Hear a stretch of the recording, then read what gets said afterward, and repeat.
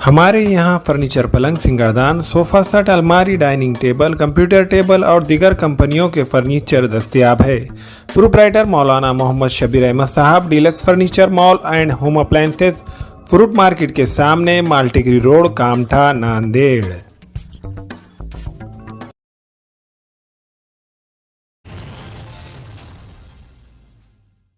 अस्सलाम वालेकुम नाज़रीन, नांदेड़ न्यूज़ में आपका इस्तकबाल है। चलिए जानते हैं आज की खबर।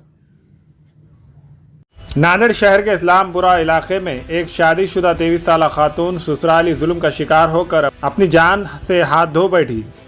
इस मामले में त्वरा पुलिस स्टेशन में 6 अफराद के खिलाफ मुकदमा दर्ज करते हुए मुल्जिमान को गिरफ्तार कर लिया गया है। परसों शाम में ये डेथ एमएल से भी मिली थी विष्णुपुरी हॉस्पिटल से।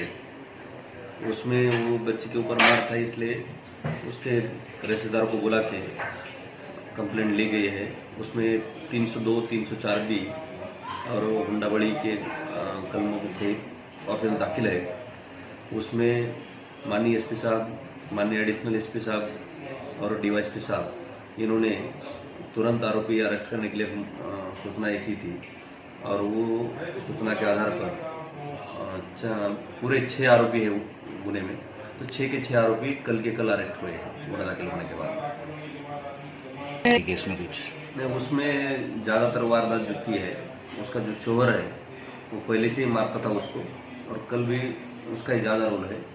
बाकी लेकिन सब आरोपी का इन्वॉल्वमेंट है उसमें। आज इनको कोर्ट में हाजिर किया गया था, तो 5 दिन की पुलिस कस्टडी रिमांड मिली उन्हें और तपास चालू है।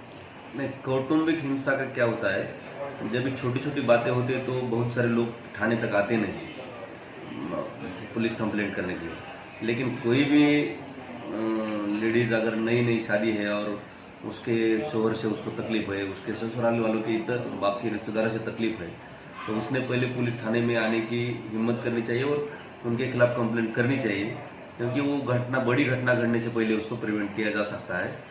और उनको हम सामने बिठाते हैं। हमारे यहाँ नहीं सुलझा तो महिला सहायक कक्ष होता है, वहाँ भी आपको हेल्प मिल सकती है। तो अपने पहले पुलिस को अप्रोच होना जरूरी है। दस्तयाब इत्तलात के मुताबिक मिल्लत नगर की रिहायशी शेख महमूद की दुख्तर सबा बेगम की शादी 1 साल कबल इस्लामपुरे के शेख असलम के साथ हुई थी। सबा बेगम के रिश्तेदारों का कहना है कि शादी के 2-3 महीने तक सब मामूल पर रहा, लेकिन बाद में सबा बेगम के शौहर और दीगर ससुराली अफराद सबा को मुख्तलिफ बातों और जहेज के लिए हरासानी करते हुए ज़हनी व जिस्मानी अजियत दिया करते थे। इसी तरह मारपीट और सिगरेट के चुटके भी दिया करते थे। इस ज़हनियत व जिस्मानी अजियत से तंग आकर सबा अपने मैके चली आई थी। इसके घर वालों ने ससुराली अफराद से बातचीत के बाद सबा बेगम को वापस ससुराल भेज दिया था।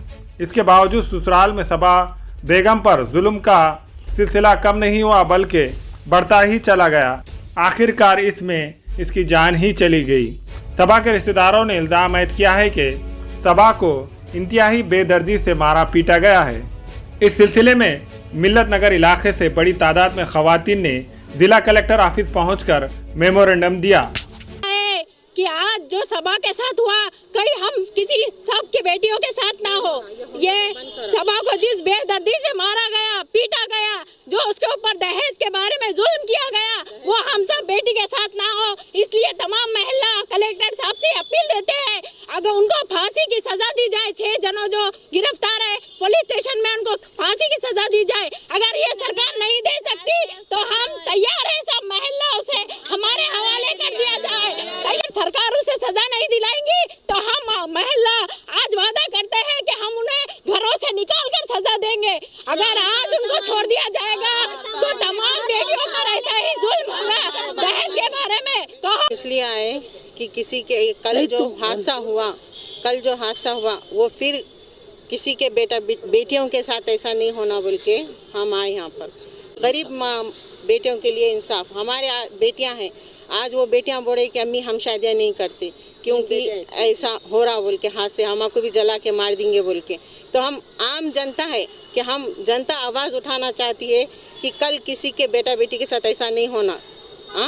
और है ना, दहेज का ये मामला कम बंद कर दो। उनको दहेज मांगने वालों को ऐसी सज़ा दो, फांसी की सज़ा दो। दहेज कोई मांगना ही नहीं, हुंडे की रकम नहीं मांगना, दहेज नहीं मांगना। ऐसी सजा दो उनको। बस बेटियों पे मांग रहे, वॉशिंग मशीन मांग रहे, ये मांग रहे, एसियाँ मांग रहे। ये कोई मांगना नहीं, मांगने के समय भी उनका है ना मुंह जबान कांपना, ऐसी सजा देना। आपको लगता है कि अगर कोई लड़के वाले मांग रहे हैं और लड़की वाले दे रहे हैं तो दोषी भी दोनों भी बराबर हैं, लड़के वाले दे रहे हैं। अब मांगते बोल के बेचारे माँ बाप क्या करेंगे, कहाँ से भी जोड़ जड़ा करके देते, कर्जा उठाते, ब्याज से उठाते, कुछ बेच के बचा के जमीन है, कुछ बेच के करके बेचते करते बेचारे क्या करेंगे। मिल्लत नगर से आई हूँ। ये सबा जो थी, सबा जो लड़की का कत्ल किया गया है वो मिल्लत नगर में रहती थी। उसका मायका मिल्लत नगर का था और ससुराल इस्लामपुरे का था। उसको इतनी बेदर्दी से मारा गया, इतना जुल्म किया गया, उसको सलाखों से चुरके दिए गए और बेदर्दी से उसके ऊपर गरम पानी डाला गया। मैं ये चाहती हूँ सबा को इंसाफ चाहिए। सबा के इतने जुल्म हुए सबा के ऊपर, उसको लगातार 12 दिन जुल्म किया गया। मैं चाहती ऐसा कोई लड़की के साथ नहीं होना और कोई जहेज नहीं लेना और कोई हुंडा नहीं मांगना। और जो भी हुंडा मांग रहा है उसके लिए ऐसा कानून निकालिए आप कि उसको फांसी की सजा होना और इसके सबा के ससुराल वालों को तो फांसी होना ही चाहिए। हमारे लिए हम ये सब चाहते हैं। हम सब मुसलमान, हर औरत यही बोल रही, हर मासूम बच्ची रो रही कि हम शादी नहीं करेंगे, हम निकाह नहीं करेंगे। हम भरोसा नहीं कर सकते किसी भी आदमी के ऊपर कि हम पे ये जुल्म नहीं होगा।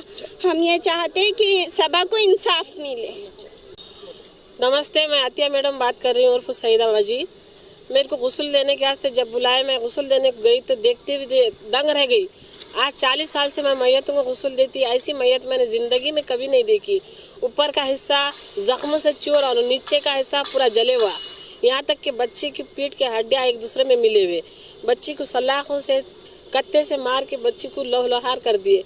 मैं गुस्ल देना शुरू करी तो कहाँ से दूँ, बल्कि ये ताजुब और मेरे को देख के इतना रोना आया कि मैंने ज़िंदगी में नहीं रोई बच्ची को गुस्ल देते हुए।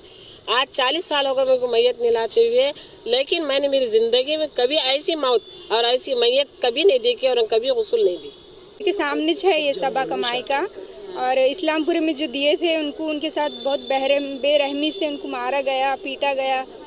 और हम इस वजह से आए आज यहाँ पर कि हमको इंसाफ चाहिए, सबा को नहीं, हम सब औरतों को इंसाफ चाहिए। हम सुरक्षा चाहते हैं, कलेक्टर साहब से ये अपील करते हैं कि हमको इंसाफ दो। आज उनके साथ हुआ, कल हम लड़कियों के साथ भी हो सकता है ये, इसलिए हम ये अपील करते हुए कलेक्टर साहब से विनती करते हैं कि ये दोषियों को फांसी होना। अस्सलाम वालेकुम, मैं इमरान खान। हमें उम्मीद है कि आपको हमारा चैनल अच्छा लगता होगा। लेटेस्ट न्यूज़ के लिए देखते रहिए नांदेड़ उर्दू न्यूज़ और न्यूज़ के पसंद आने पर लाइक, शेयर और सब्सक्राइब करना ना भूलें।